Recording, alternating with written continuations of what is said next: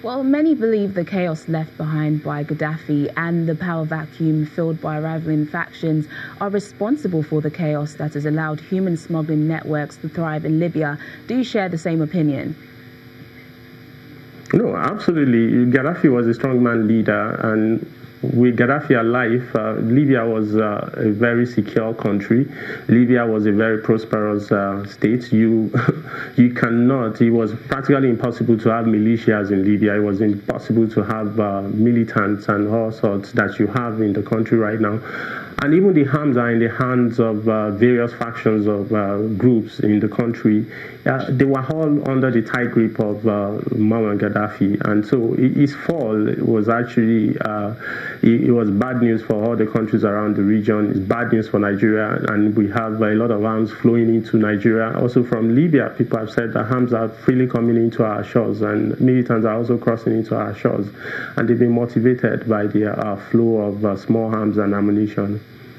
Well, with stricter rules being put in place, do you think Libya will continue to serve as a beacon of hope and backdoor to the EU for desperate migrants?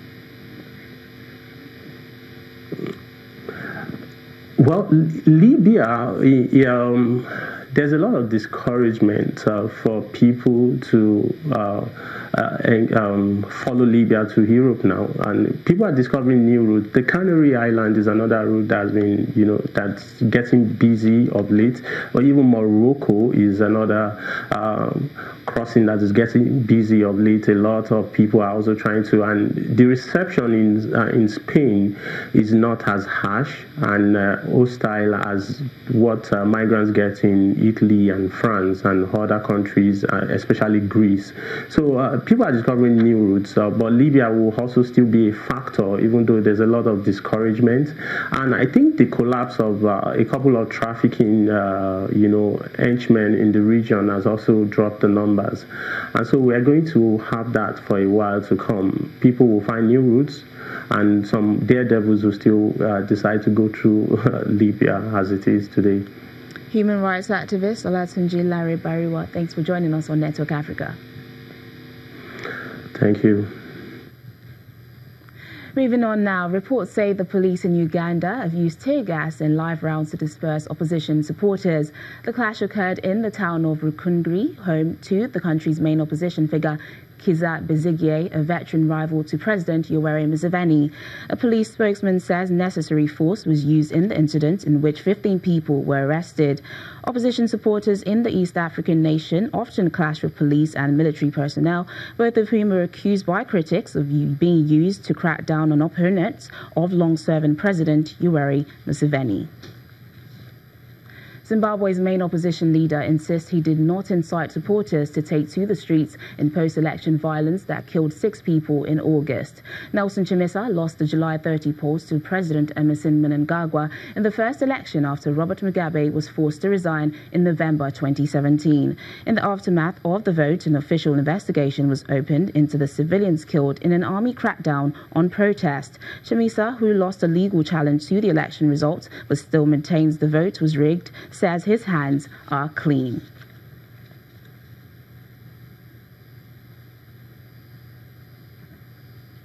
Joining us now is a Zimbabwean journalist, Nigel Yamatumbu, to discuss this further. Thank you for joining us, Nigel. Yes, it's a pleasure. So what more do we know about this official investigation?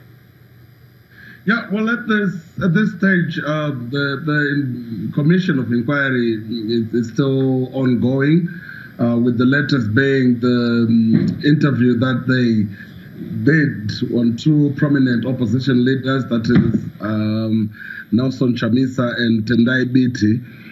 So as it stands, there is no conclusion whatsoever as to how the report is going to take up. They are still investigating. He has distanced himself from the post-election violence for a while now. Why does he feel the need to do that, even though no one is accusing him of this? No, he's actually been accused. Firstly, if you look at the terms of reference of the Commission of Inquiry, and secondly, if you also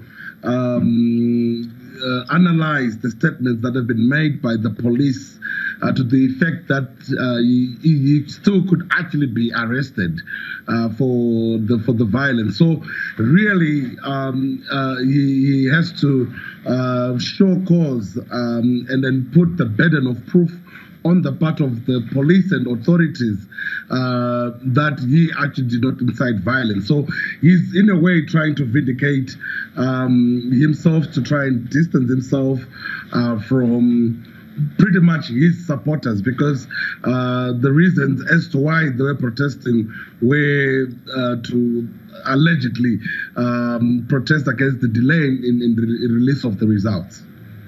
Is the investigation likely to end, and what should we expect as the outcome? The investigation is expected to end in March, so every month. So, and we really expect that to compile the but some level of powers according to then instigate arrests. Any that would have failed. We do apologise for that poor sound quality from Nigel, but thanks for joining us on the programme, Nigel. Moving on now, a winery in the heart of the Red Sea is attempting to reclaim the glory of ancient Egyptian wine using organic homegrown grape, producing an award-winning bouquet. Coming from this small village of El Gona, the wine has managed to rake in 14 international medals, including bronze at the Decanter World Wine Awards in 2012. Still to come on the programme.